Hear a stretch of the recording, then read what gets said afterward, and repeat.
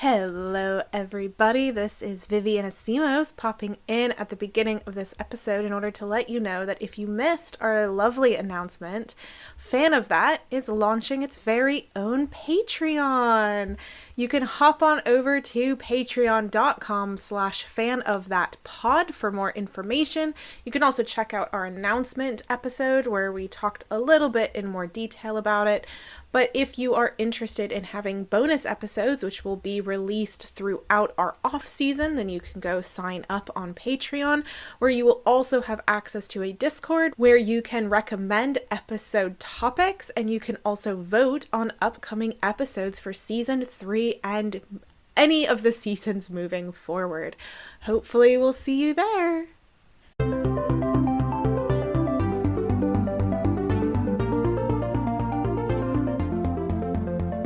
Hello and welcome to I'm a Fan of That, the podcast where we discuss the wonderful world of fandom through objects that we love. My name is Holly Swinyard. I am a pop culture writer, author, and general purpose Muppet of a human.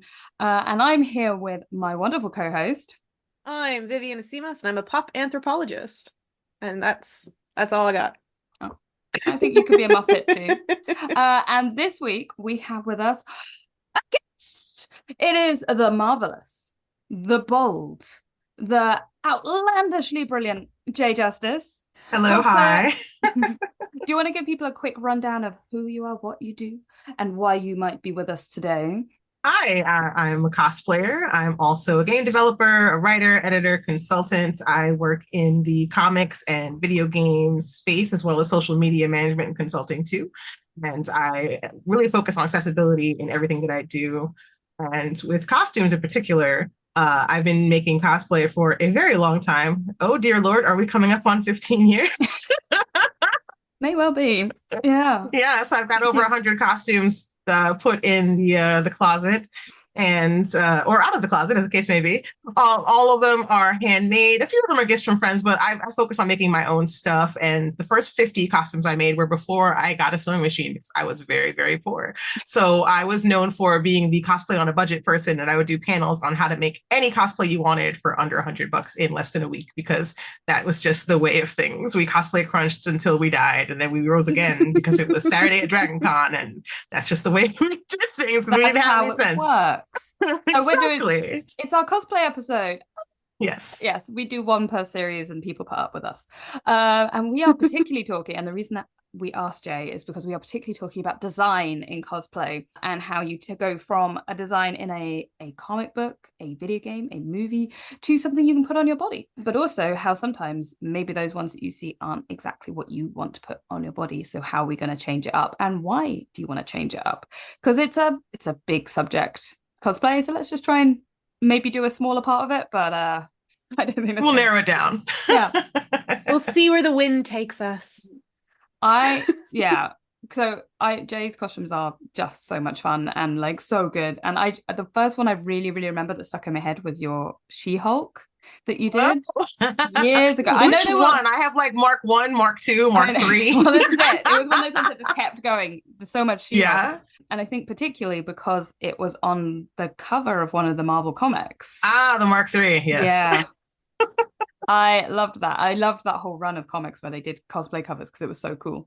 It was so fun. But I just loved seeing what people were doing with it. And then I kind of stalked you on the internet. I love that too, because it ran the gamut from cosplayers who did not have a lot of money at all, and the costumes could cost as little as $50, to like professional cosplayers, like the cosplayer, like Yaya Han's costume definitely was like one of the higher end ones where everything was custom made and serged to perfection. And there was very little photo editing done. They left in people's tattoos. They did not edit out anything. If your emblem was slightly off balance, they didn't change it. Like, it really felt like a love letter to the fans. Like, we weren't expected to be perfect or to be the characters. So that's why I really like what they did. And a lot of critics of these cosplay covers were saying that we weren't quote unquote good enough. I'm like, that's the point. This is for everybody. You should be able to feel like cosplay is attainable because it is.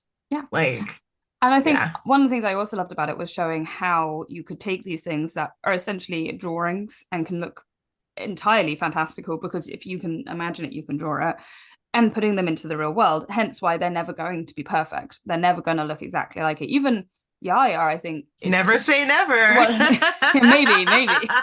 But yeah, I think even some of Yaya's ones, who is, it's Yaya, she's queen of cosplay. She might not like be when you start making the tools we use to cosplay, you kind of transcend it at that point. Well, exactly. When you're doing the fabrics. And the sewing machines. That's true now, isn't it? Yeah. You can get a Yaya sewing machine, you can buy a Yaya pattern, and you can make a Yaya costume out of Yaya like fabric now. So like it's pretty cool, I gotta say. And she's super nice. But yeah, like even hers they're not perfect, because perfection does not exist outside of the page. And even on the page, if we're being honest. I mean, I feel like the Deadpool trailer has made some absolutely excellent jokes about this, and it's fine. Oh yeah, for sure. We can all like poke a little fun at ourselves in terms of being creators. Like absolutely. Art is not meant to be perfect, it's meant to express the human condition, and that's what we're doing. Oh, absolutely. And what I also loved, and not necessarily about those covers, but about particularly now that companies like Marvel, and we're seeing it through PlayStation and stuff as well, are looking at cosplayers and promoting them as part of the community on their like community pages, on their Instagrams, on the social media in general, all this stuff. We're starting to see the variation in these costumes, that it's not like, this is what the character looks like, this is therefore what the cosplayer must look like. Because I have had full-on arguments with people, academic discussions, shall we say, about the idea that cosplay falls into affirmative fandom, because a lot of people argue because you're trying to recreate it perfectly, it's therefore affirmative. And I'm like, no, you're actively putting it on your body, you're transforming it, you're making it. It is the most transformative thing you can do. How can you not see that? And the moment you go, cosplay isn't about recreating it, it's about being the character, they suddenly understand. But I feel like a lot of people outside of cosplay who maybe are looking in on it, they only see maybe Alison Tabitha is a perfect example of this, who is trying to be a perfect recreation, but they won't see the other cosplayers who are like, yeah, but I don't want to do that. A lot of those cosplayers who aren't wanting to do that, they're not also, and I'm not saying that other people, like the cosplayer you mentioned, are in it for attention, but like I know so many great cosplayers who do not even have a page because they don't care to be the focus of the spotlight. They just want to enjoy themselves. Okay. And because they are not the face of cosplay, the idea of what cosplay is being determined by the most popular people and by the people who are the most seen. And the lens is not impartial and without prejudice. The lens is very focused on what it thinks will sell and what seems to be popular. And there is some bigotry and prejudice involved. People have said to me, and this was 10 years ago, so I don't know if it's the same now, but people said to me, oh, I didn't think we, meaning whatever marginalization they shared with me, whether it was women, whether it was Black people, whether it was people with disabilities or queer people, it was the idea that, well, we don't really cosplay. I'm like, no, we do cosplay. You just don't see us because that's not what's on the front page of IO9 until they put us on the front page of IO9. And now you're starting to see more people cosplaying. If you go to a convention in Dallas, you're going to see a lot more people of color cosplaying than if you go to one in Alaska. You know what I mean? And it's not even just that there are more people of color there. It's that the media may have less of a focus on promoting people who are less marginalized, because the people who are in charge of that media are like, I'm just here to see what is available and what is out here. And I'm not trying to have a particular slant or just show what I think is sexy or what I think is going to sell. There's just so many types of cosplayers that are actually doing transformative work that is not necessarily trying to be accurate, but just trying to show their love of the thing that they enjoy.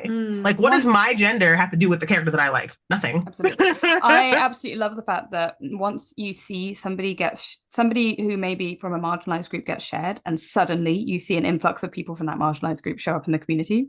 Like I remember when show up, become more visible. I was about to say, you just notice them a bit more. And I also think maybe feel safer to be bolder, if you're kind of thinking maybe I'm not part of this community. I know that a lot of trans people wouldn't have necessarily acknowledged that they were trans in the community until trans cosplayers were being visible and saying, I'm trans and I'm here and I'm doing it.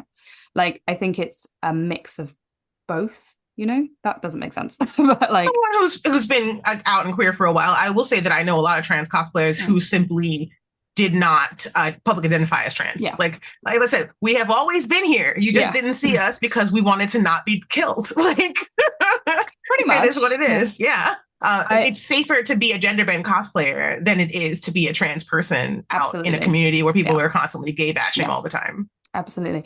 I was at Comic-Con this weekend, and I have to say one of the most wonderful things was seeing the diversity of not just the people, but the way they were wearing their costumes and how they were taking these designs and making them fit them. I absolutely adore how particularly people who maybe are Muslim or Orthodox Jew or people who maybe don't want to show their hair are using headscarves and wigs in certain ways and all sort of stuff. And it's so inclusive and you're like, it's so clever and such an interesting design way to do it as well. Like it's so innovative to be like, I'm going to do this like this because that works for me. And it's not about accuracy in inverted commas, it's still accurate. It's the character, you're being the character, and it looks amazing.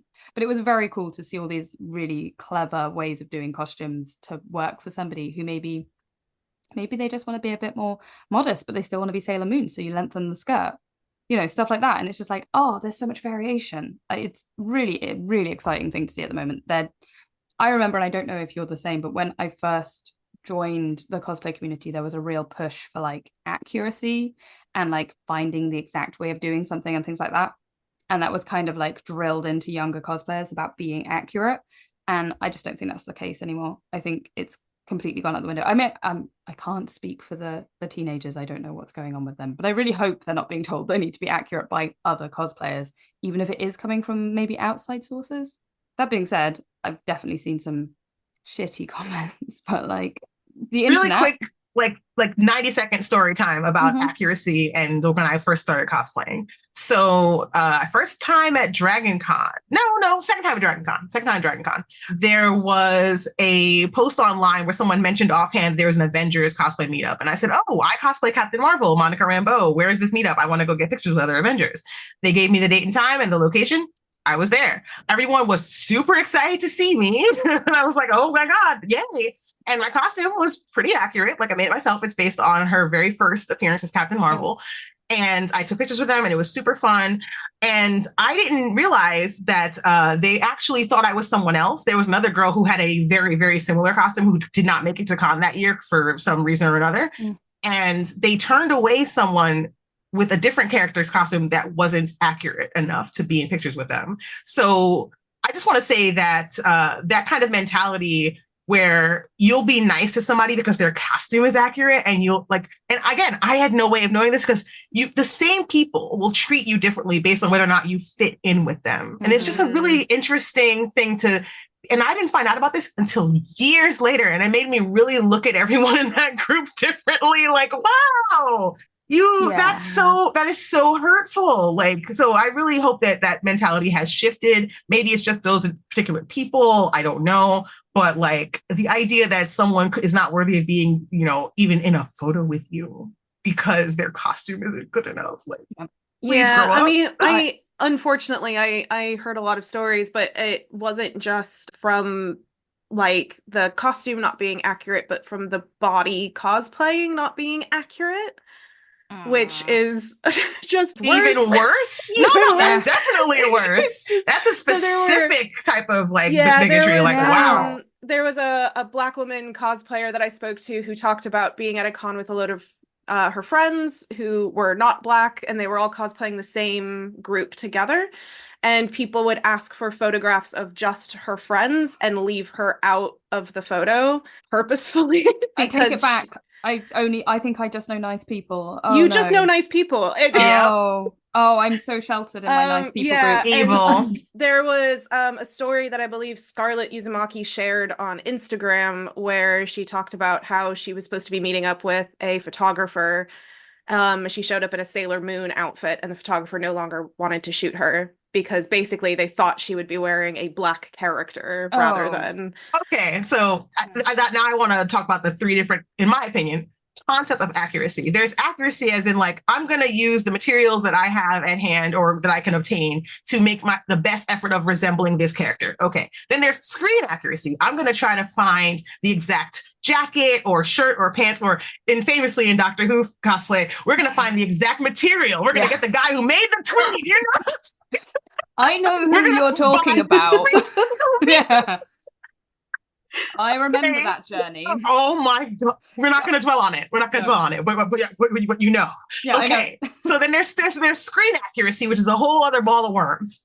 And that's your choice. As long as you're not mean to other cosplayers who cannot match your screen accuracy levels or your facial resemblance levels in some cases, which I'm like, unless you're getting a job at a theme park or something, please be chill about this. Like, oh my God, it's completely so just out of pocket. It's very unnecessary. So yeah, there's that kind of accuracy. And then there's the accuracy that only comes up when someone is being bigoted, that is actually not relevant to the cosplay, to the character. Like you're not going to tell someone, or you're not going to tell someone that their costume is wrong because of the race or gender or body type of the person and not think that you're not prejudiced. Like there's no other excuse. You simply are treating someone as a lesser being because of who they are, and that is your personal baggage. And don't you dare make someone else carry that for you. Yeah. Like that is just disgusting. Yeah. So yeah, that's something that I've definitely encountered many times. Like I've been harassed in person over this. Someone tried to assault me because they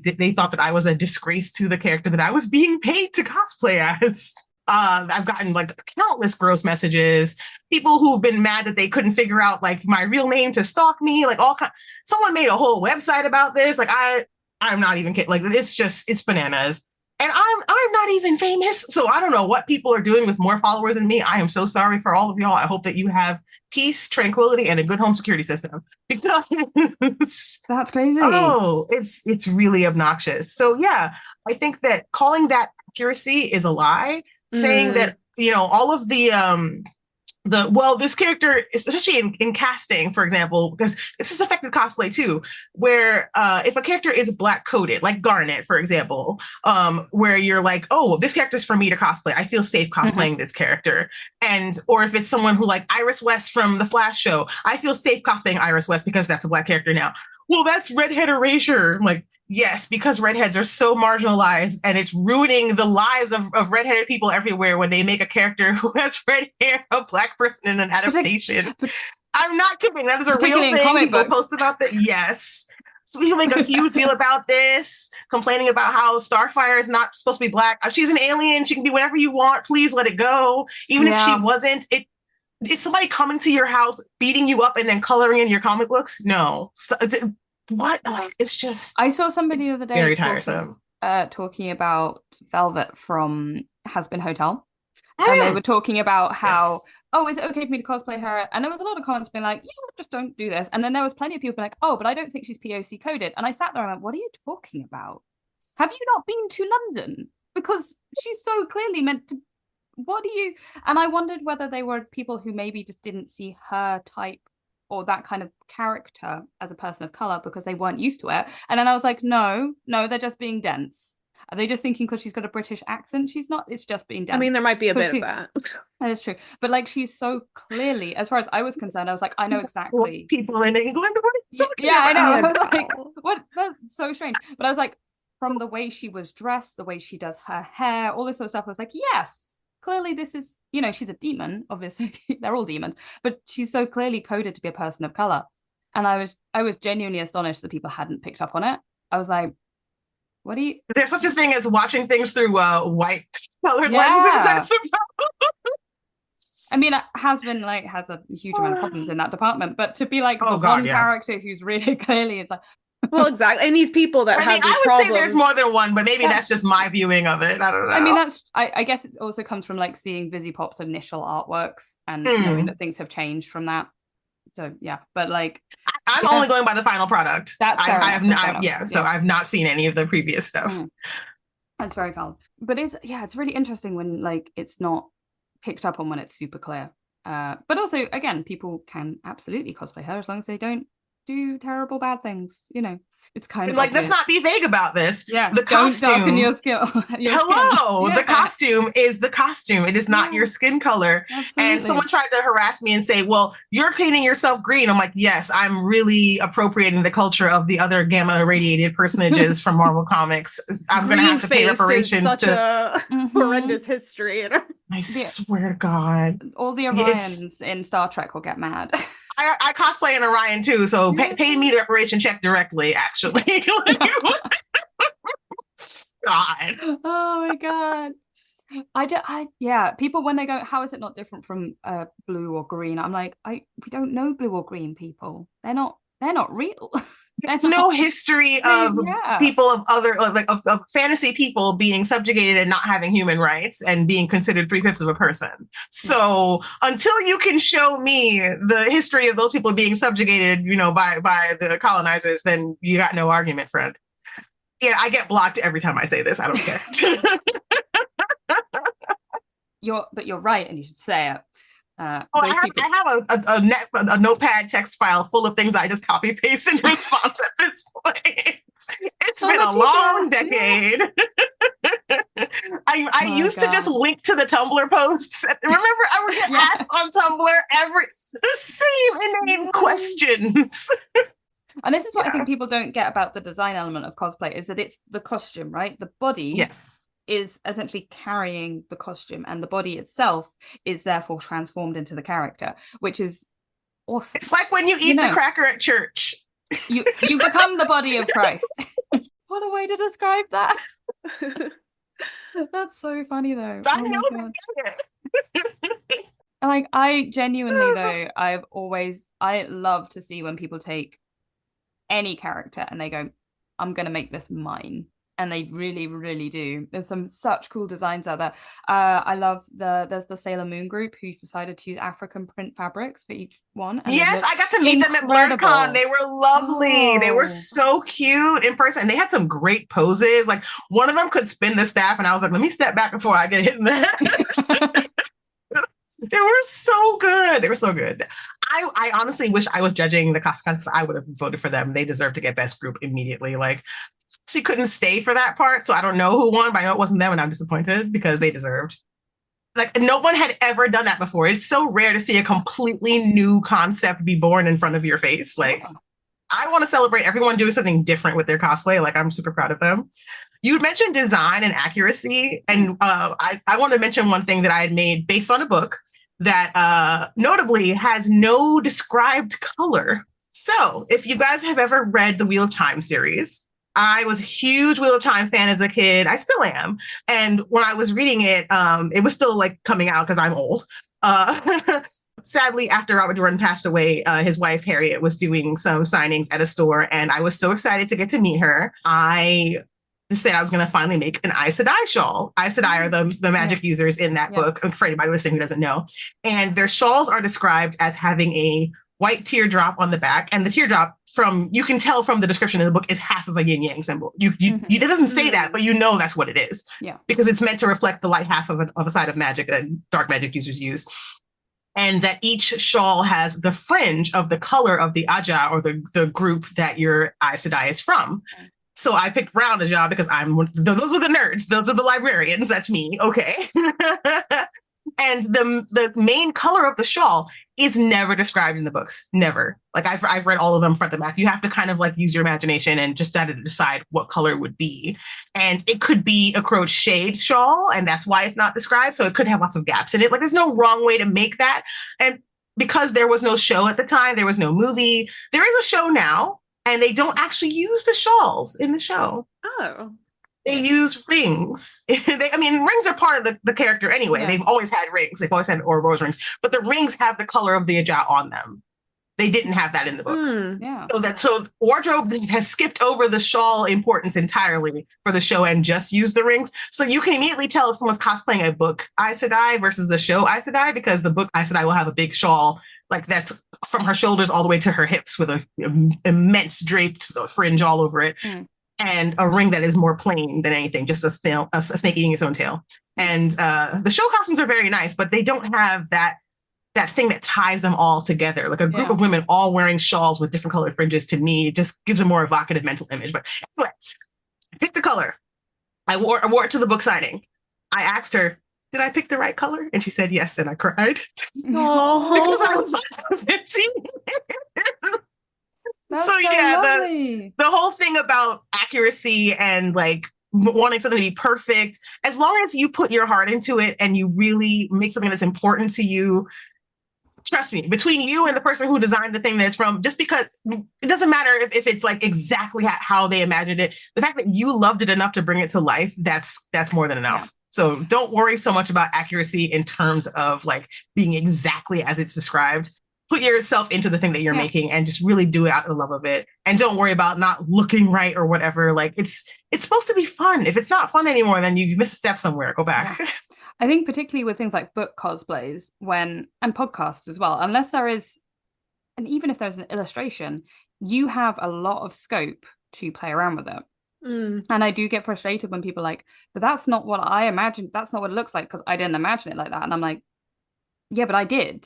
So like, this is my version. I always find it really interesting that particularly, so the costume that is technically my object today, which is apologies for the word I'm about to say, Moist von Litvig from Discworld. Nobody likes the word, but we're fine. It's his name. And he wears a golden suit and he has a golden hat with it that we really get described as the hat. It's we don't even necessarily know that it's peaked, but it's meant to be a postman's hat with wings on it, and so you can kind of get an idea of what that looks like, and that's it. And then we just know he's wearing a gold suit, and a lot of people assume that it's sort of, I guess, a late Victorian, early modern type suit, just because that's kind of the picture that they have of Discworld. And I kind of went back and went through the book, and I was like, except this is meant to be the beginning of industrialization, so actually it's late Georgian, so it should look like this. And lots of people were like, well, why have you done that? And I was like, well, because it made sense to me that this is a period that's about to have an industrial revolution, so we should be going back, and this thing is meant to be showy, so let's make it showy, you know. And so for me, that was how I read it, that was how I saw it. It doesn't make their version wrong, it doesn't make my version right, but it was like, for me, that was where I sat in my head. I was like, well, this is what this period is kind of meant to be. And again, I had that moment where I met Stephen Briggs, who wrote the stage plays for Discworld and worked very closely with Terry. They were very good friends. I met him wearing this costume, and he was like, I love what you've done. And I was like, oh, thank you so much. I did it because of this reason. He was like, yes, absolutely that. That makes total sense. I love it. And I was like, and it doesn't make any other version wrong. He'd have probably been just as excited and just as wonderful, like, you know, other people's reasoning for their costume. But it was so nice to be able to have that moment of like you said, nerding out with the person, to be like, oh, it was because I chose these reasons and this is why. And he was like, yes, I love that. That makes such, you know, and I was like, yay. So yeah, it's that moment of like, actually, when you put yourself into it, you get to get a bit of them back, because you're like, I wanted to do this for this reason, and this is how I read it, and this is how I saw it. And they go, oh, I love that you did that. I love that you saw that. So I totally get it. I totally understand that kind of thing of like, particularly, I think books are a special place to cosplay from, because you do get, it's so personal. Like, I was thinking the same thing. Yeah, they're so, and I obviously like things with very popular at the moment, A Court of Thorn and Roses and all that kind of stuff. So we're seeing a lot of cosplays out of those, and they do influence each other. Like designs and stuff will start influencing each other, but every so often you'll see somebody who's gone completely off piste with what the sort of typical fan design is, and they've just done something else because they're like, no, but this is what I thought it looked like, you know. And that's really cool. I'm honestly glad I hadn't met any other Wheel of Time cosplayers in person before. So I was just going off of like my own imagination. Yeah. Although it was pretty magical. Like, do you remember the first time you met another fan of a book that you had read in person? Because I did all my fandom stuff online. Like even fandom LARPing was all in text chat rooms. Because the first time I ever met a bunch of other Wheel of Time cosplayers in person, like more than one even, was like at obviously the book signing, but like in a social environment we could just really be like nerds without thinking, oh God, Harriet's going to see us. Like was at Dragon Con, and we just got to like be our characters, and it was just so fun. The first time I had I met one or two Discworld cosplayers at various different events, or people who liked Discworld, so they weren't necessarily cosplaying at the time, but then they were like, I do cosplay, and so we shared bits and pieces. The first time I met a lot of them in one go was actually at an event that I organized, because I was like, I know all these people who have costumes, let's get them all together and we can do a shoot. That would be really fun. Oh, you're so smart. And it was so much fun to have we had almost a full set of like the main characters from the Watch, and we had Rincewind and that's magical, and Death and Mort and Susan. So we did and all of three of the witches. So we did like all of the sets of characters, and it was so much fun. It was so much fun to do. And me and my partner and our friend Kit cosplayed as the three characters who are the journalists in the world, and my partner was the photographer character. And so we were kind of doing this little meta thing of like, yeah, you know, it was really, really fun. It was amazing. Such a good day. And then no after one that, got thrown out for being inaccurate. no, of course not. And they were all like complete. The wonderful thing I love about the watch as well is that the watch's uniforms are meant to be all higgledy-piggledy because they just get passed on to the next person or whatever. And so it didn't matter that they weren't uniform. They had the basic feel, and that's exactly how it would be. You know, it doesn't need to be accurate. It just, because there isn't accurate. It's a book. And also they all have very specific things. And like there's certain things that get described, like Angua. She's like the first female officer who joins the watch. She decides to bash out the front of her breastplate a little bit because it's too flat. And so she's like, no.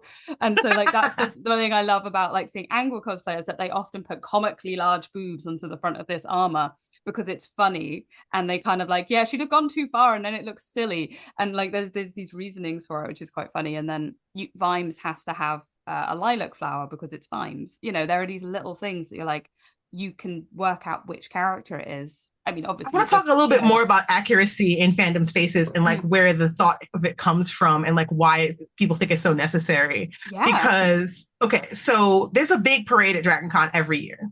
And there was an idea to do a really cool Dora Milaje parade one year, which would be like all the warriors from Black Panther getting together. And I know so many women with costumes from those Dora Milaje costumes. Like, okay, this will be great. And there's no limit to how many you can have. So just imagine 30 women just marching together with spears. It'd just be amazing. And so one of my friends was like, yeah, I went to the group you suggested to me, Jay, because I actually cosplay Nakia, who's not really Dora Milaje, but she does have a uniform in one of the movies. You know, hey, it's a war, put the armor on, whatever. But I wasn't going to do it. I just wanted to support them. And she was like, yeah, I tried to join. And they said that if you didn't have a bald head or a bald cap, you can't be in it. And I was like, I know that we have a lot of new fans because of the movie, and there's no wrong time to be a fan. I don't gatekeep. That's BS. But are they aware that in the comic books, some of the Dora Milaje have hair? Yeah. Like, bald caps are expensive. And also my friend has like locks down to her butt. There is absolutely no way. Like, there's no way. Yeah. There's no way. So she should not be forced to do that. And also her costume would still be really good regardless. Yeah. Like, that's so what? They claim it was for accuracy. Now, the reason why this is BS, I actually got to meet the costume designer for Black Panther, Ruth Carter, who's amazing. And I asked her the question myself in person at a panel. So this is recorded. Is there a reason why the Dora Milaje are bald in the movie? Because they have hair in the comic books. And she said, oh, yeah. And I mentioned I have the illustrated Black Panther like concept artwork that shows that they're supposed to have hair. Like the hair was meant to indicate. So she stops me and she goes, yes, the hair was meant to indicate which tribe you were, like which inner tribe you were from. So they had a lot of different ideas for how they would look. Unfortunately, due to Disney giving them a smaller budget for the first film, they could only make full armor for the amount of women that they had in that movie. And Ryan Coogler thought that if they all had the same short hair, like baldness, he could make it look like there were more of them. And so the only reason we don't have Dora Milaje with locks and braids and twists and curls and all kinds of interesting hair that is actually Afrocentric designs to be more interesting is because Disney didn't give them enough money to make more armor. Yeah. So Dora Milaje can have hair. Please don't gatekeep the nonsense. And also, thankfully, Disney did give them more money in the future. Yeah. they proved they were worth the money. Yeah. But like, the idea of like limiting the amount of female warriors you can have in your parade group, cutting down your own awesomeness for nonsense is so silly. Like, no, yeah. I feel like absolutely accuracy is a curse on the cosplay community. That's what I'm saying. Accuracy is the enemy of like success, the enemy of community, and enemy of complete, because you can finish a costume faster without having the idea of like perfect accuracy shutting you down.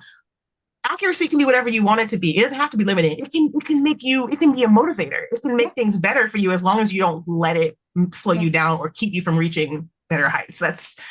There's so many ways accuracy can be handled better than it has been.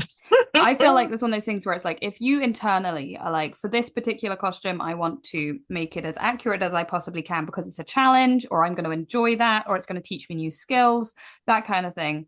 But I think that has to be a personal choice. It cannot be pushed on anybody else. It cannot. Like, I'm doing a competition next year, and so for me, I'm like, for the competition, I'm going to push, I'm going to try and get things as accurate as possible, but it's also from a video game, so there is only a certain level of accuracy that can be achieved because it's pixels on a screen. There is no real version of this. And I get to pick and choose like what I make things out of as well, because it's not real. And so the accuracy at that point goes out the window. And I've always found it weird when people are like, oh, no, it has to be accurate to the design. And I'm like, yeah, but the design is not, I can't touch it. I can maybe turn it around, but like, we don't know we don't ever see the layers taken off. So what does accuracy mean? It just means, do I look like that particular picture? I wonder how much the emphasis of accuracy in cosplay has come about from the fact that cosplay has become the actualization of collective imagination. So when you go to a fandom or a fan convention, it used to be that the convention itself was where the collective imagination and fandom would kind of manifest.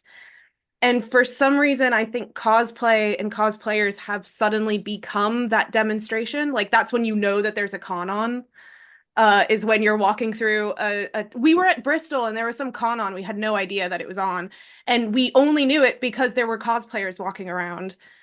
And we were like, oh, there must be a con on because we're seeing cosplayers. So I see that. I think cosplayers have become kind of the signposting. And therefore, it has shifted from being the con space itself and the togetherness of that community to being put directly onto the cosplayer. Well, I think, and being from New York City, I'm spoiled because I've never not had that experience. Well, that's how you know something is going on. Yeah. Even in 2002, like. Yeah. I mean, that's so funny. Like, so here, particularly this weekend, all of the signs for MCM had cosplayers on them. Every single piece of advertising had cosplayers on it. And it is a literal thing now. They are being embodied as the symbol of Comic-Con, which I have other opinions about, because I don't think if you're going to use cosplayers in all your marketing, you should treat them better and give them a bigger section at the convention and like a nicer stage and maybe some funding. That would be great. But like, that's a whole other thing about Comic-Cons. But like, there's definitely, I think maybe you're right, that cosplayers have become ubiquitous. Is that the right word? Yeah.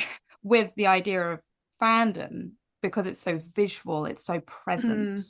And I wonder whether, and I think also there are some people who are not necessarily very good at distinguishing that the person in front of them isn't actually the character. They want it so desperately to be the character. Yeah. Jay has something to say. I can see it. Okay. Jay made a face. Spare me the people who like really expect you to role play the character you're cosplaying with them. Like I didn't sign up to be part of your kink, sir. Leave me alone. Oh my God. Especially when I'm working for a company at the time and I really can't say what I want to say. And I don't have pepper spray on me or nothing. Oh man. Like so gross. It's so gross. I remember years and years ago, I cosplayed, prepared to be shocked, Starfire from the Teen Titans. Nobody saw that coming. Which one, TV or comic book? Comic book. I did it with, like a full body suit underneath and like painted it and stuff. It was a fun costume. I enjoyed doing it. Yeah, me too. I love that one. It's really fun. So I cosplayed her, and a friend of mine did a Star Sapphire cosplay. And we were just hanging out together, all this sort of stuff. And this guy comes up to us and goes, oh my God, I've always wished to see these two characters in the same place. And it was like, sir, I need you to leave now. But we're also both 17. So you need to leave now, you know. But of course, we're there like little kind of like, oh, I guess you could take a picture. And there's nobody with us. So we were just this is so... We were like... Where's Hal Jordan when you need him? Yeah. We're like, oh my God, this is so bad. And both of us afterwards are like, oh no, this was unsafe. I mean, but like I said, both of us were wearing bodysuits, all this kind of stuff. Like, he was a bit creepy, but he was probably perfectly innocent. It was just weird as an interaction. But yeah, people don't necessarily get that reality fiction divide. And it's...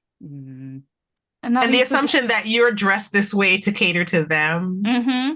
And that you're some kind of like, even online, like I can just give you orders and you'll do what I ask, right? Like I can just tell you to wear this and you'll wear it. This is how this works. Like if I send $3 to your Ko-fi, I have refunded people because they were weird. I'm like, leave me alone. I don't want this. Yeah. Yeah. And I mean, I've seen people be like, well, if you have an OnlyFans, that's the same. And I'm like, no, still no. Still no. Emphatically no. Even more no. People just not understanding how consent works. Yeah. Oh, people deliberately not understanding. Weaponized incompetence of levels of not understanding how consent works. So bad. Can we switch it up and talk about positive accuracy? Yeah, let's go the other way. Okay. So I think, and people are welcome to disagree, one form of positive accuracy is through charity work, such as with 501st and the Rebel Legion, because people argue that, oh, well, I don't think it's fair because I'm not allowed to be in this group because I can't make a costume exactly the way that they want to make it. I think that some people, especially if you're neurodivergent, it can help to have a list of this is exactly what you need to buy to make this costume. And we have parties where you can come to the command leader's house. Sorry if it's the wrong term. I'm not in either group, but you can go to the leader's house and they'll help you make the costume. There's a mentor who will literally walk you through. Like I have friends who've done this. They will. I've been provided with the pattern and told what kind of fabric if I wanted to join the chapter of a place that I lived in. If I had the time to make it, I probably would have been a 501st member by now. But like it can be helpful to know that if I do this correctly, I will have a finished costume at the end that is like, a high quality that will get me into a group of people who I can do charity events with. And it's really fun to give back to your community. You get to meet kids, you get to like support them. And I've always had a good experience working Free Comic Book Day alongside people from charity groups. And I just think that in some cases, having an accurate costume that is reliable and good to wear and can be easily maintained. Like a good example of this is, let's say, Mandalorian Mercs is even better because you don't actually have to have the exact copy of any Mando. Yeah. Your Mando is fine. Whatever Peyton Reed is fine. They will help you in terms of finding materials and learning how to make armor. These are like useful skills. So I think that in some cases, just getting a helping hand from another cosplayer who has this is the guide of how to do the thing can be great. And I have a friend who actually has been the first person to cosplay a character to the standards of the group and been like, the Bible is now their costume. Reach out if you have any questions. Here's pictures. Here's how they did it. Here's the list of supplies. I just think that if you're new to cosplay and you want a really good costume and you want to do charity work, it's nice to know that there are options like that you can reach out to if you want to make something that is a really good quality as well. I've had some interesting personal experiences with charity groups that Vivian knows about. And they're not all great. No. Let's be clear. And I think it depends on who's doing saying this is basically who decides what the control is. For sure. Because if somebody decides to be an a-hole about that, then that's a problem. Mm-hmm. But I think you're right. I think there is a level to which there's a group called the Imperial Outlanders in the UK who are essentially the same as sort of the 501st, and they have a slightly less stringent. They're a bit more like the Mando Mercs. It's not quite as tight as the 501st, and they have a bit more variation in the costumes and stuff like that. But they still look amazing. They're still really cool, and they do a lot of help to get them right. But they've decided actually we want to be a little less, that zip's not in the right place, that some of the, the 501st can be a bit like, no, that seam needs to be here and not here, which I get. They have a control and all that kind of stuff. But I also like the fact that there are sort of variation levels within that you can be like, I don't necessarily want to make this exact flight suit this way because for my body, it's not going to sit right. It'll look weird. And so there are other charity groups that'll be like, hey, that's okay. You can do that with us. So the Mando Mercs is a perfect example of that. Rebel Legion are pretty good for it as well. At least in the UK. Also, they don't discriminate on gender. There are people who are not the same gender as the character. As long as the costume is good, they're happy for you to go ahead and troop. I thought that was really nice. Yeah, that was my problem with a specific charity group. You see, so it really is the people. Every single group we're talking about. It's almost like people are terrible sometimes. Exactly. So we're not maligning any organization. It's literally the people who are part of the organization are what define whether or not it's good to work with them. So yeah. For sure. And this is it. I do think that the charity groups do a really good job. Particularly, I think that the Star Wars ones have got a great relationship with Lucasfilm as well. So they get, there's a really cool give and take there. I mean, fun Star Wars fact, the 501st in the prequels is actually named after the group, not the other way around. Yeah, exactly. They were so much part of what George Lucas was doing, and he loved the fandom doing that so much and they'd called themselves the 501st as the Earth detachment, and so he named Anakin's group after detachment after that. And I was like, that's so nice. It's such a wonderful thing for the fans to know that that's them, and just stuff like that. I think it's a really nice thing, and I think you're right. There is a way to do accuracy that becomes community. Because it is about sharing. It's about being like, hey, I made this costume in this way, and you want to do it the same as me. Let's talk about it. I don't like the gatekeeping of like, well, no, you have to go figure it out for yourself, because I think I can totally understand that sometimes it's a bit annoying if you get hundreds of messages about how you made something. Oh, God, yeah. And this is a much smaller scale, but like, because we don't do charity things, but like the Mass Effect cosplay groups, the N7 cosplay groups, we all share patterns. And like, typically most Shepard costumes are going to basically be the same, depending on what game it's from. But, and you can make them as accurate as you want to be, but, and no one's pushing you to make it accurate. But if you want an extremely detailed costume that you can just literally 3D print out, or you can just carve into foam, we will happily give you a pattern so that you can copy the exact one. Like, what's the gatekeeping with the pattern? Like, everyone should be able to make whatever costume they want. It's actually something I love about Instagram stories is that people share their build progress, and then you can just click through them and see like as much as the photos they've shared and all this sort of stuff, because it means that they don't necessarily have to answer a billion questions, but you can still access the work they've done. And I love that. It's what I like about the Replica Prop forum. Forums are forum spaces, but I always liked that you could actually go on there and see how somebody's made something, because they'll probably... I miss when the forums were super, super active. Ugh. The internet is dying a slow death. But yeah, it's also why groups like Sheprop are really helpful, because Sheprop is a totally amazing... it's a Discord group and also on Facebook, where you basically can go in and be like, hey, I don't know how to do this. And there'll be at least 10 people in there who go, here's how you do it. And they'll have various different methods, and you can pick the one that works for your budget, your space, all this kind of stuff, because it'll be so many people sharing their particular way of doing it. I guarantee you there'll be one person who is, you can 3D print it. Everyone loves a 3D printer. But there'll also be somebody's like, here's how I scratch built that. So it's like you get this variation, and it means you learn different methods. And that's really cool, because it doesn't necessarily matter if you're aiming for accuracy there. You learn the skill, and you learn the community element of it, about it's important to share. Like, it's such a cool space. Oh, I love learning circles. I'm going to get all emotional about it. One of the things I wanted to talk about was working cosplay with disability, because obviously people... I have a friend at the moment who has made the first, talking about the 501st, the first control, whatever it's called, allowed, recognized 501st clone trooper in a wheelchair, where they've worked the armor out to sit in a wheelchair with it, because she fell off a horse last year and didn't want to stop doing the work with the groups. And so she worked out how to do this costume. And it's really clever and really cool, that because obviously particularly clone armor is very difficult to sit down in, notoriously so. And she has now started, she has been inundated with people being like, how did you do this? And so she's been showing the whole build process. That's for her. But the fact that she is the first person to do that in 2024 is you know why? Because it's a freaking hassle. Yeah, well, you have to love it. Yeah. Okay, so as a wheelchair user who's also a cosplayer, I've been disabled for a very long time. I was disabled as a child, and people asked me for years I've gone from using crutches to a cane to a manual wheelchair to a mobility scooter to now a motorized wheelchair with neck support, because disability can be progressive.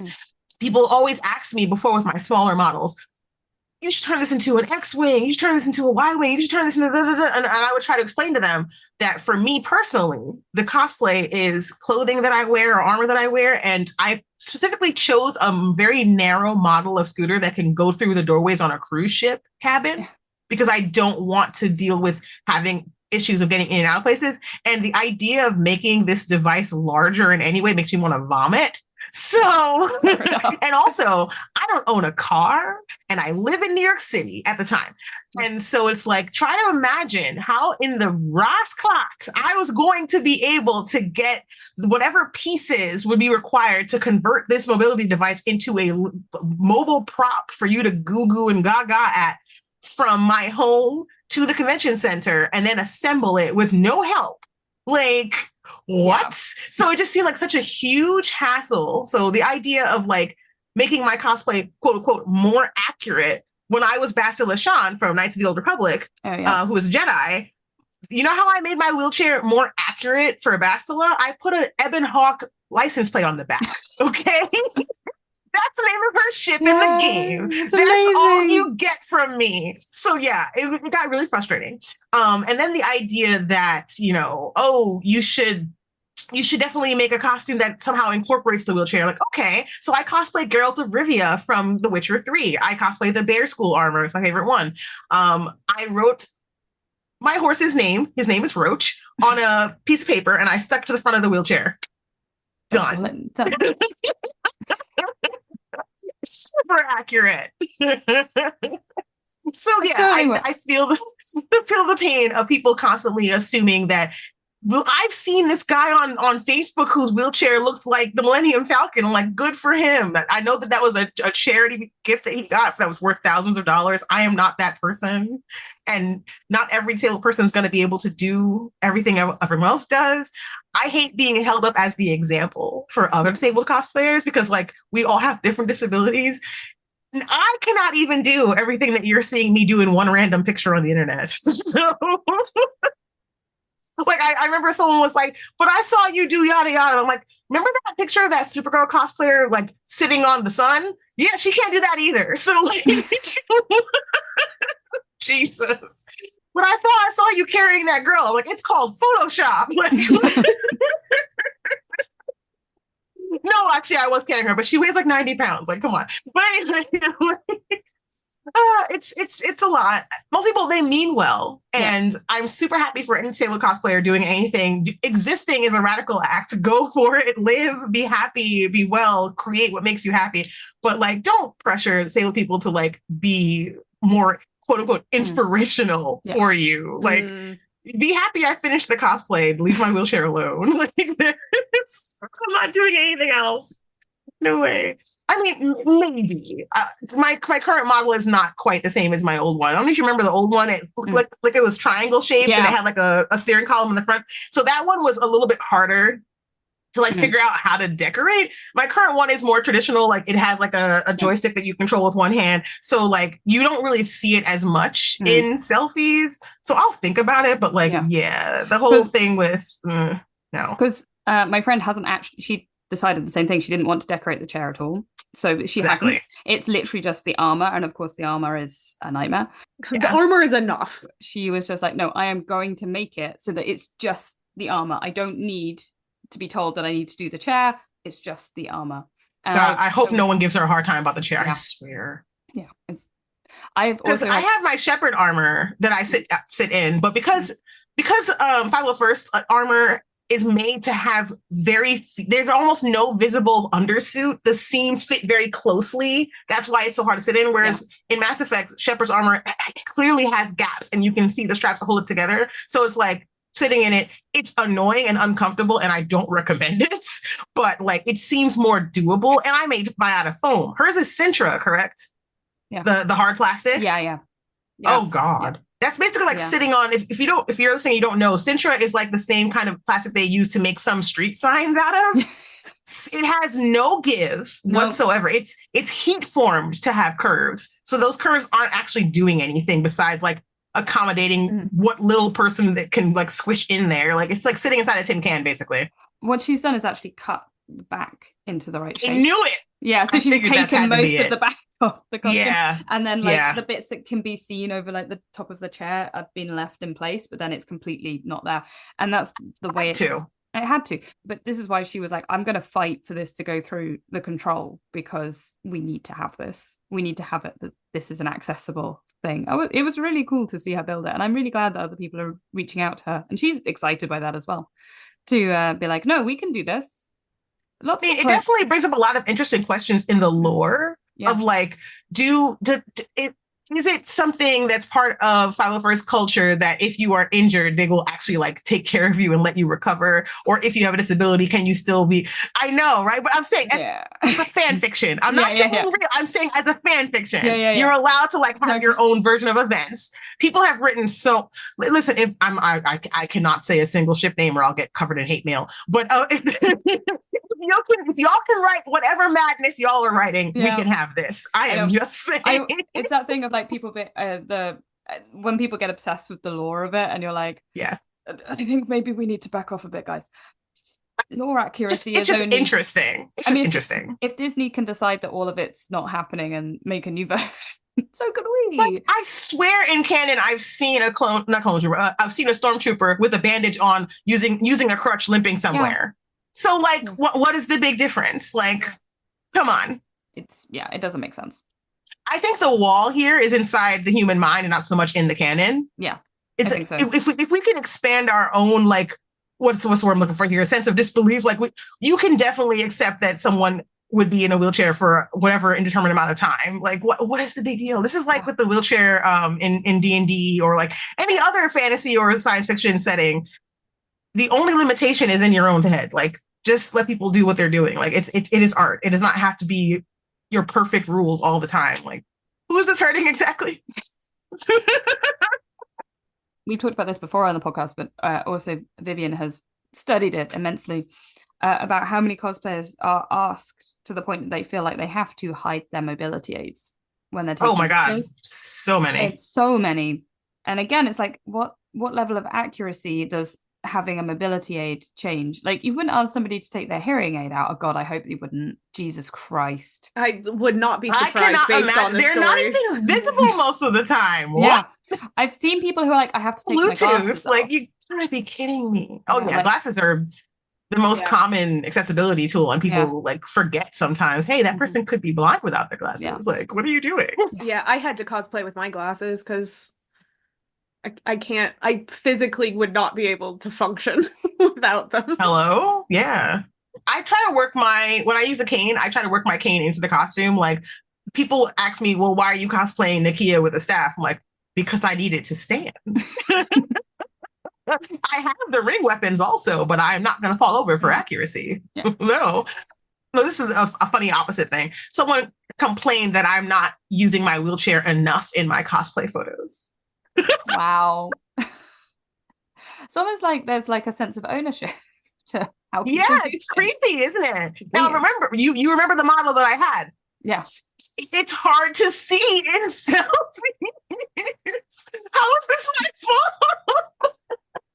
Maybe if I put some glow in the dark, some day glow paint on it or something. I don't know. Jesus. Always there. Always present. A friend of mine cosplayed Ray, and she loves to do an accurate costume. That's her thing. But she'd also done a quite serious knee injury at the time. And so she built her staff for Ray into being a proper walking stick so it could take the weight and everything. So it worked really well. For her, that was exactly how she wanted to do it, so that she had her mobility aid. But she's done other costumes where she's like, I just want to have my cane. I don't want to be worried about it, and I don't want to feel like I need to make it into the costume. They have done a few Jedi characters as well, where they've used one of the glow walking sticks, which I think is really those are fantastic. Really I want one so bad. They're really cool. But this is it. They have done so many different costumes, and they've decided in different ways depending on their comfort level. And it's like, yes, let the person decide for themselves. You don't get to, And it is cool when people are like, I, in this moment, have decided to turn my wheelchair into an X-Wing. That's a cool, innovative thing to see. But it's down to that person. In this moment, it took them months of preparation and so much money. Yeah, that's true. Okay, they have decided and done that to themselves. And so it's like, that's cool. They've done something really cool in the same way that somebody who's done made a really big piece of armor costume. That's cool. They've done something cool, but it shouldn't be you have to make the really big armor costume in the same way you shouldn't have to turn your wheelchair into an X-Wing for it to be a valid what's costume. Devastating? I'm going to Star Wars Celebration in Japan next year, and oh God, I cannot imagine. And look, how would I even get the wheelchair pieces if I made a prop for it to Japan? I was thinking, okay, so we're also planning on going. I don't even know how I would get my cosplay there. I'm bringing one thing. That's all I can fit, because I'm also just going to be on holiday in Japan, and I'm going to need that to bring things home. Are you staying we'll talk later. Yeah. But yeah, it's just like, I need to bring my Cal Kestis costume. That's a lot of stuff. I don't even think we're going to manage to bring BD1 with us. He's big and robotic. Oh, I'm so sorry. Well, maybe there will be a BD1 there that you can stand next to. But I have to imagine. I was thinking about, I'm going to have to take my lightsaber components apart in order for them to get there safely. And so that's just small things for me, who is an able-bodied human. Can you imagine? That's why I deliberately bought the initiate length blades so they fit inside a standard suitcase. I don't care if they're short, they fit in the suitcase. Let's go. I have the super long ones. Look how big the hilt is. Oh, that's gorgeous, though. Yeah, my hilt is super plain. I can just put pieces of foam on it to disguise it as other sabers. That's what I do. But I bought the plain ass, cheap ass, initiate length, most basic. It's yellow, but we'll Photoshop it whatever color it needs to be. Let's go. But isn't it? I just think like the moment you kind of start realizing cosplay in general is a very difficult thing to transport, to ask somebody who already has mobility issues to transport more stuff is crazy. And yet they do it. They do it every day. I had that's the thing. awkward... There's an intersection between being disabled and being a Black woman where they expect you to be a workhorse despite the fact that you cannot do labor. Like, they stop seeing one of your marginalizations because the other one is so overwhelming. They just kind of forget that you are experiencing something that's going to affect the amount of output that you can do because the expectation for you to carry the load of everything is so high. It's exhausting. Yeah. Sorry to detract from that, but yeah. So that's where part of the pressure to be accurate comes from, because it's like they expect you to go above and beyond always in all things. And like when I'm doing Black characters, the expectation to do them like somehow better or more to represent everyone perfectly all the time. It's like it could become a very toxic positivity in a way because they expect you to be like so strong and so perfect. And I'm like, I love and respect my community and I'm here for the culture, but am I allowed to do this for me? Or is that permissible? Like, not really. I always find it is a little frustrating. I remember at New York Comic Con a few years ago, a friend of mine was asked to be interviewed, and they were like, "We want to ask you about being a Black cosplayer," and she's like, "I don't know what to say to that. I'm just, for her, she's like, I don't have an opinion on that. Why do I have to have an opinion on it because I'm a Black person?"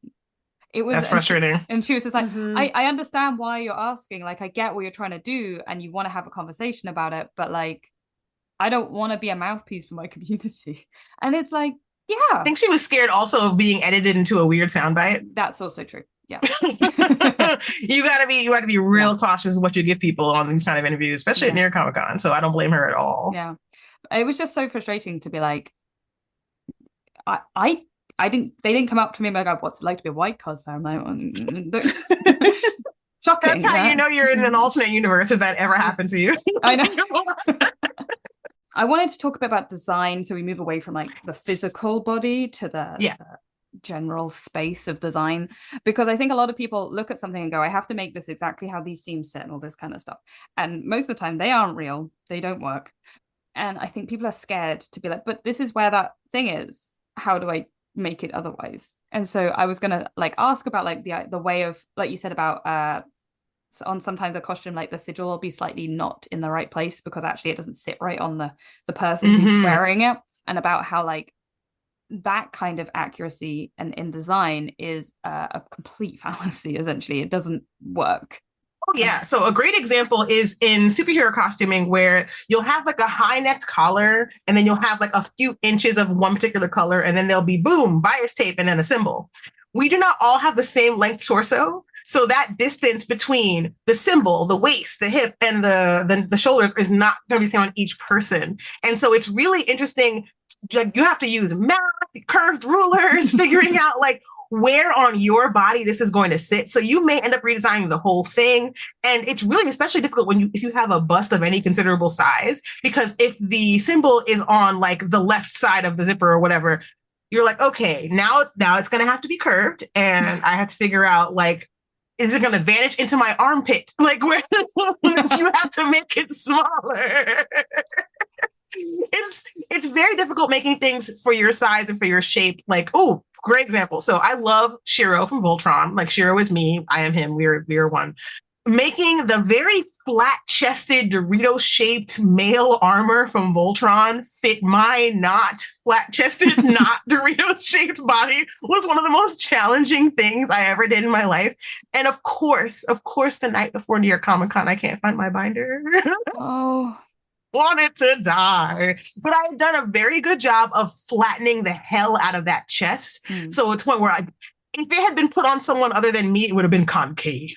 Like, I really did not want to look like somebody had tried to make an Allura cosplay into Shiro. I wanted to be Shiro. I wanted to get he, him so bad. I wanted that sweet gender euphoria, because I do use he, him pronouns sometimes.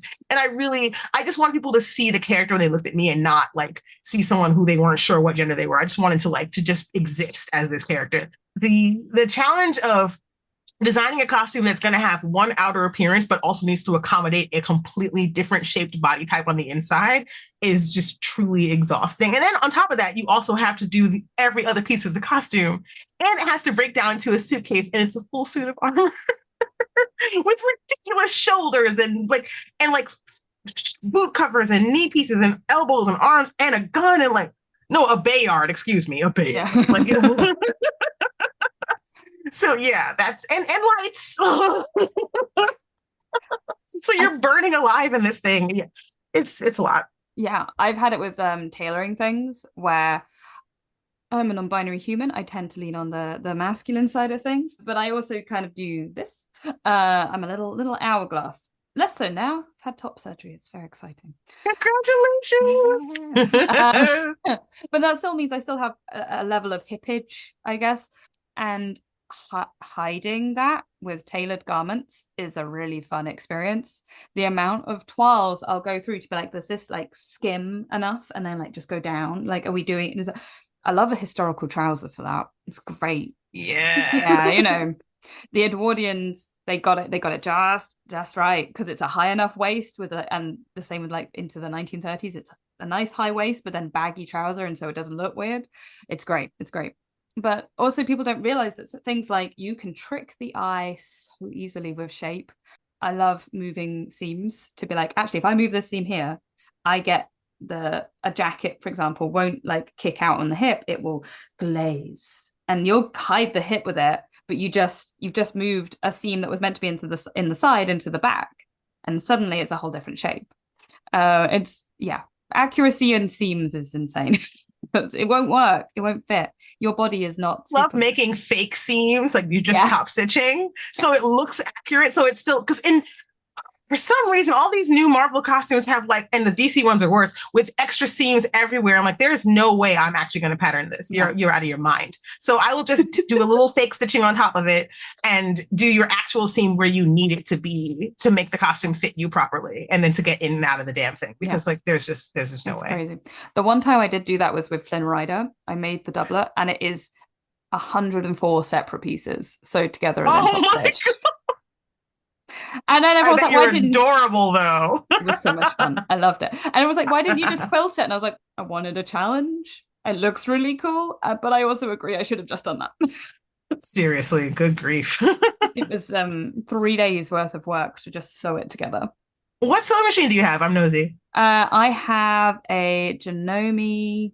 Ooh, it's a discontinued one. It's one of the computerized ones from about 7 years ago. I've got what model it is, but it's a very nice Janome, and it can do free machine embroidery and stuff like that. So nice. It's not quite. I also have a Janome. I just got when we moved here because the voltage is different. So my old sewing machine would have exploded if I tried to plug it in. So we're we're gonna avoid that and just get a new one. And it's my first Janome. They're so nice. I'm never going back. The self-threading thing is a game changer. Oh, it's amazing. Because I have mobility issues. I don't have to use the foot pedal anymore. I just press the button. So good, so good. The computerized Janomes as well, where you can just set a stitch, you can set the length and everything. And particularly for the buttonhole thing, where it literally you just measure how big you want the buttonhole to be, and it just follows it. Sorry, this is very it's beautiful. I have Janome Trio because I have Janome team. Although I've got a super basic one because I'm a little newbie.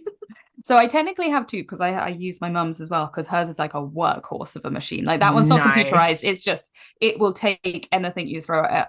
I've put leatherette through that and stuff, and it's just gone, okay. I just have one that's really good at sewing, but when I get a really good gig that gives me disposable income, I'm going to buy the embroidery one immediately. I could have gotten the one that can do a little, but no, I want to get this one and then get the one that's just embroidery later. The Janome embroidery one is incredible. See? It's I really want it, but it's got they now have a tablet style screen on it, so you can essentially do all your design work on it. They let me play with it at the store, because they have a big Janome section at this store, because they make them in Thailand. Yeah. And yeah? Yeah, they must be a bit cheaper there as well. And I can imagine the import tax is a lot. Exactly. So that's why I was okay, you've sold me. They're you want to get this one? I'm I can't afford this one today, but I'm going to get the regular selling one. Oh man, it's beautiful. I love it's one of the things that I think complete tangent to what we're meant to be talking about, but the Oh no. upgrades in Sorry. the embroidery machines, the way Mhm. that like the technology in them has just got exponentially better year on year on year. Like they were good, and now like being able to have a home machine where you can literally just sit there and draw on the screen like a tablet and all that kind of stuff, and it's a game changer. It's absolutely game I changer. remember back when I was just getting a fabric pen and drawing on whatever I wanted to like do, and now I don't have to even do that. And like then just like hand sewing whatever it was. I'm like, oh, those days are so far behind me. I love a hand embroidery for specific costumes. I think it can be beautiful. It is beautiful. It's a beautiful for small things, yeah. but I'm never gonna hand embroider an entire costume again. No. I can't. I literally can't. That is a very specific thing of time and effort and physical ability to be able to do. Yes, and I have lost all of those. I have to say, like, between embroidery machines being something that they're affordable in inverted commas, they're not out of the scope of affordability at varying levels, but also crickets and vinyl cutters being I want one of those too. So the things you can do with them now, like to do cosplay materials, like I've seen some amazing stuff. I'm sold as soon as I can see one on sale. And then again, like I got a really good gig, I'm all over it. I think it's called the Maker 3. Is now you can put a blade in it that can cut foam, so you can cut foam nets. And I'm like, I don't have to sit there with a little craft knife and oh my goodness. My one problem, I need more furniture to put the things on. Like I need more desk.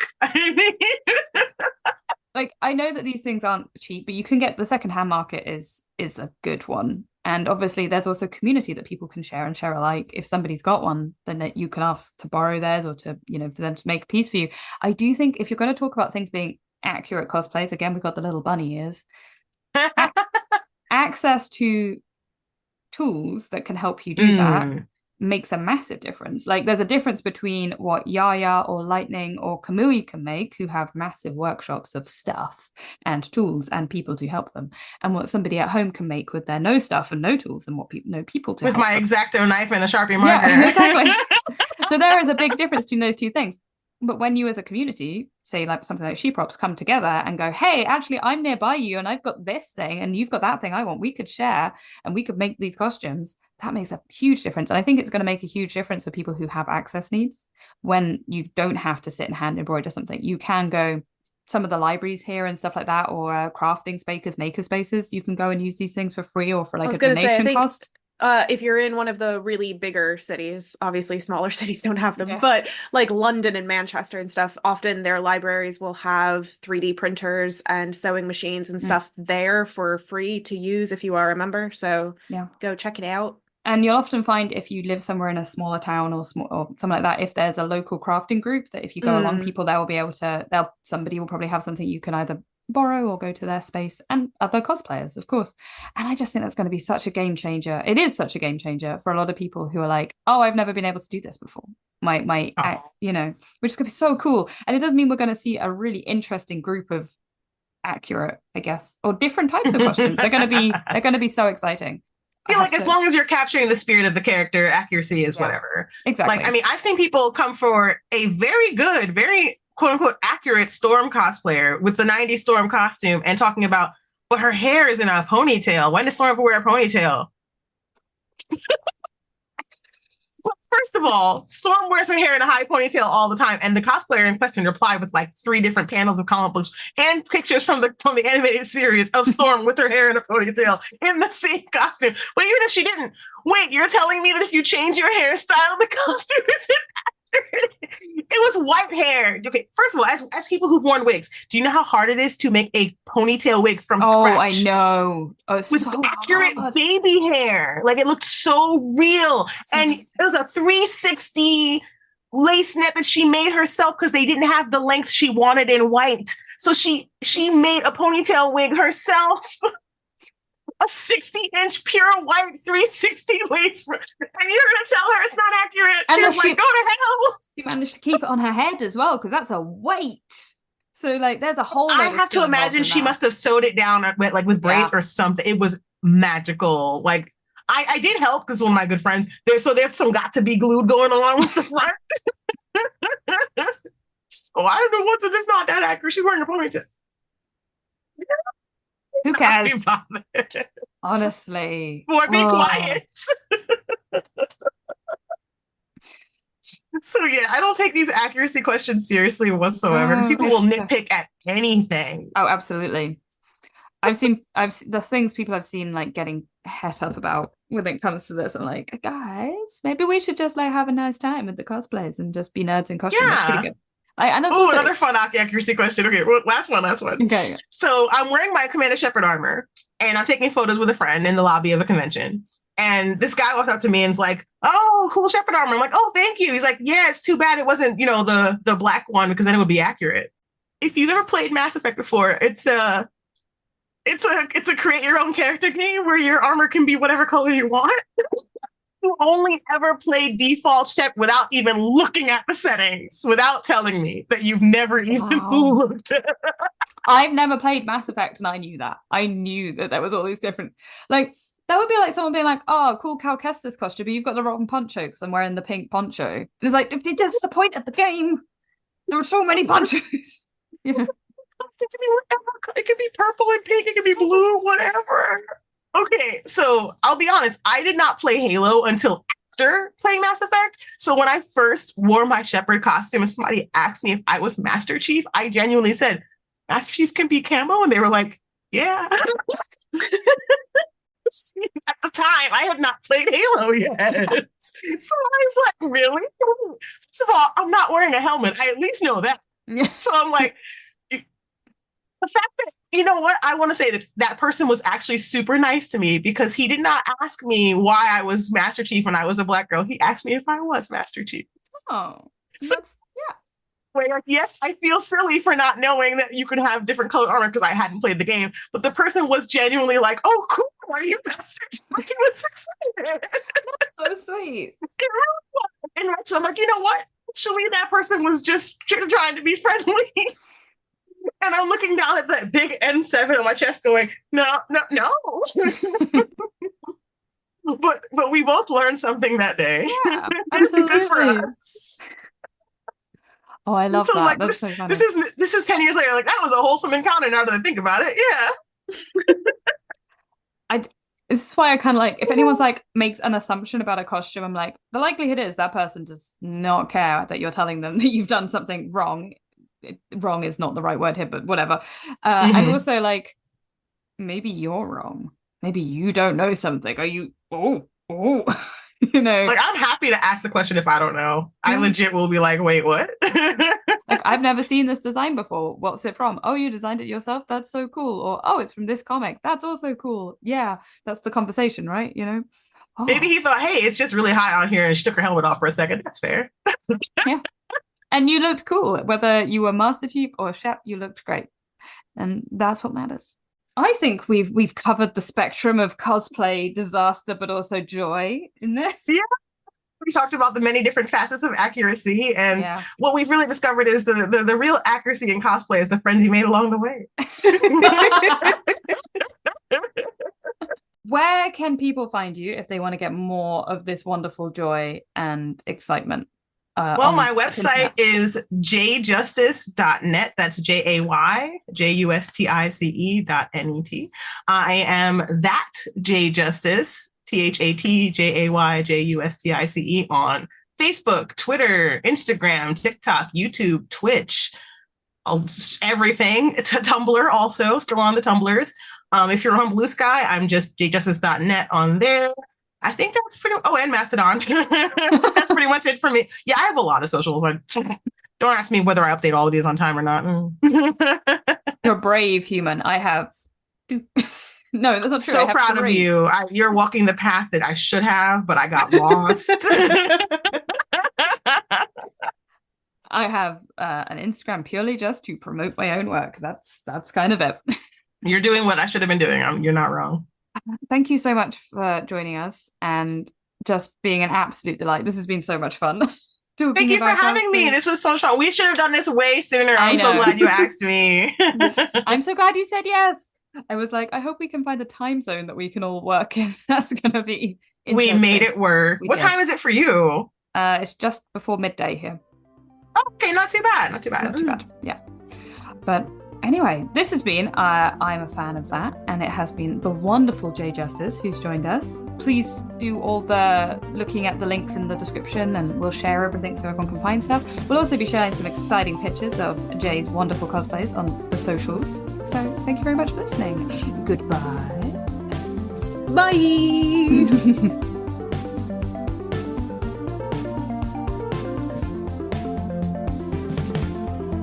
Thank you for listening. Remember to like, review, and subscribe wherever you are listening to this podcast, and do give it a share. Tell your friends, family, fellow fans. Get the word out however you feel like you can. You can follow us on social media. Links are in the show notes, as well as some links to further reading for anyone who might be interested. Music for this episode was Nowhere Land by Kevin MacLeod, licensed under Creative Commons by Attribution 3.0. This episode was produced by Vivian Asimos and Holly Swinyard.